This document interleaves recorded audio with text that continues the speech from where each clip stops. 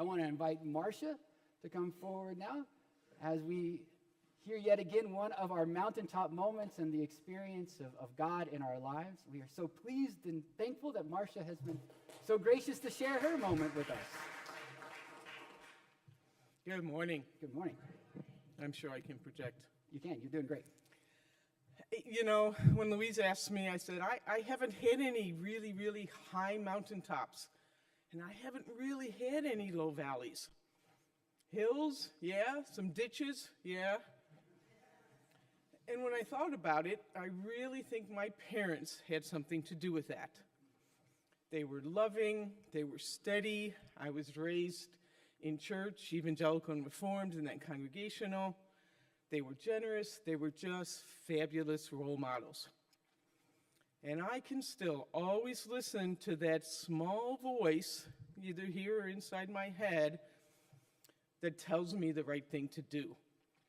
Now, is that the voice of my parents or God? Probably both. So when I thought about the highest peak in my life, I thought about the birth of my children. And then I thought about parenting, and then you know how stream of consciousness can kind of zig and zag. Does anybody remember that short-lived TV show called My Mother the Car? No? Well, and I know why, Pastor Darrell. Only lasted, I think, 2 seasons. It was 1965 and 1966. The premise featured this man, Jerry Van Dyke, whose deceased mother is reincarnated as an antique car and who communicates with him through the car radio. So I have a car story. 4.5 years ago, my parents sold their property in Florida, and they had a car down there, and they just drove it around. It was a Buick LaCrosse, and it only had 26,000 miles on it. My Toyota was 11 years old and had over 250,000 miles on it.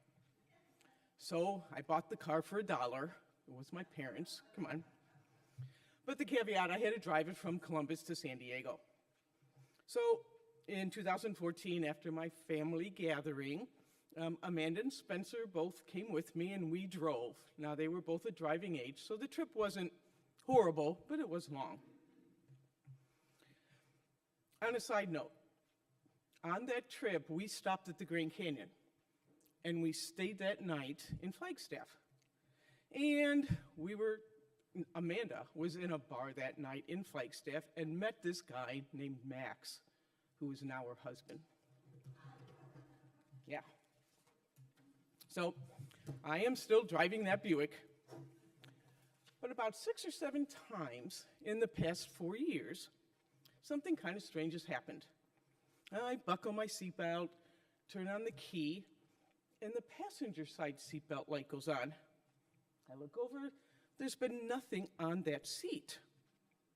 The first time it happened, I went, oh no, what kind of car repair bill am I going to get? But the light didn't go on the next day, so I kind of forgot about it. A few months later, it happened again, and this time I paid a little more attention to everything that happened when I was in my car on that trip to work. And twice in that 10 miles I drive to work, I got cut off or something crazy happened right around me in that car. Now, was that somebody making me a little bit more conscious of that still small voice? And I was pretty convinced that it was probably my mom or dad that made that light go on, so I would just be a little more careful that day. So every time now that it happens, I say hello to my parents and I thank them for their spiritual guidance. And it does kind of feel good to know that a heavenly influence is communicating with me and letting me know that spiritual connections are real. It's happened only a few more times since, and sure enough, San Diego drivers were more crazy than usual that day. But about a month ago, I got in my car real early on a Saturday morning to head to crew practice. And sure enough, the passenger side seatbelt light went on. It was early, so it woke me up a little bit more. And then I realized it was April 20th.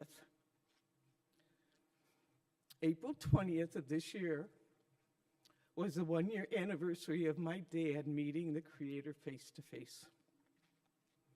So keep talking to me.